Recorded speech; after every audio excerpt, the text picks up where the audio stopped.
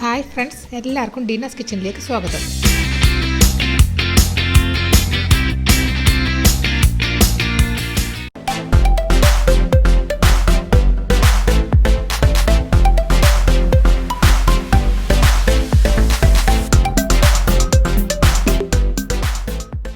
നമ്മൾ ഇന്നിവിടെ ഉണ്ടാക്കാൻ പോകുന്നത് നെയ്ച്ചോറാണ്. കുക്കറിലാണ് ഉണ്ടാക്കുന്നത്. ഇതിനു വേണ്ടി 3.5 കപ്പ് ജോക്കറിൻ്റെ ബിരിയാണി അരിയാണ് ഞാൻ ഉപയോഗിക്കുന്നത്. ഇതൊന്ന് നല്ലപോലെ കഴുകി ഊറ്റി വെക്കണം. ഇനി കുക്കർ അടുപ്പത്ത് വെക്കാം. 10 ലിറ്ററിൻ്റെ കുക്കറാണ് ഞാനിവിടെ ഉപയോഗിക്കുന്നത്.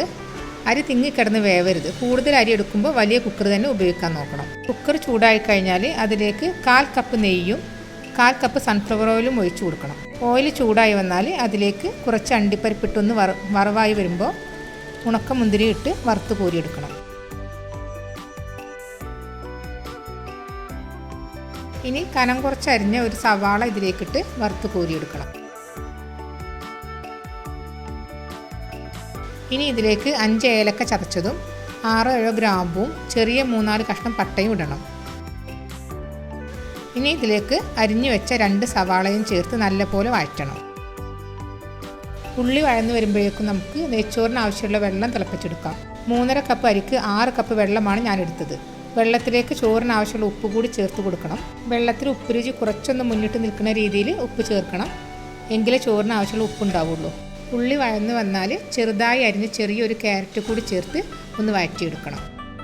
ഇത് വഴന്ന് വരുമ്പോൾ നമ്മൾ തിളപ്പിച്ച വെള്ളം ഇതിലേക്ക് ഒഴിച്ചു കൊടുക്കണം. വെള്ളത്തിലേക്ക് 1 ടീസ്പൂൺ നാരങ്ങാനീര് കൂടി ചേർക്കണം.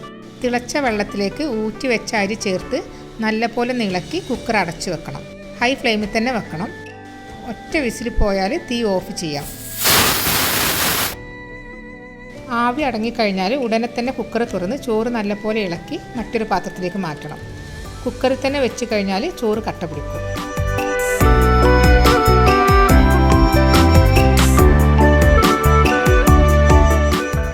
ഇനി നമുക്കിത് സെർവ് ചെയ്യാം. ഇനി ഇതിൻ്റെ മുകളിൽ നമ്മൾ വറുത്ത് വെച്ച അണ്ടി, മുന്തിരി, സവാള എന്നിവ ഇട്ട് കൊടുക്കാം. ഇത് കട്ട പിടിക്കുകയോ ഒട്ടിപ്പിടിക്കുകയോ ഒന്നും ചെയ്തിട്ടില്ല. പാകത്തെ വേവുള്ള നല്ല നെയ്ച്ചോറാണ്. നിങ്ങൾക്ക് ഈ വീഡിയോ ഇഷ്ടമായെങ്കിൽ ലൈക്കും ഷെയറും ചെയ്യണേ. സബ്സ്ക്രൈബ് ചെയ്യാത്തവരുണ്ടെങ്കിൽ സബ്സ്ക്രൈബ് ചെയ്ത് അടുത്തുള്ള ബെല്ലൈക്കൺ കൂടി ഒന്ന് അമർത്തിയാൽ ഞാനിടുന്ന എല്ലാ വീഡിയോകളുടെയും നോട്ടിഫിക്കേഷൻ നിങ്ങൾക്ക് ലഭിക്കും.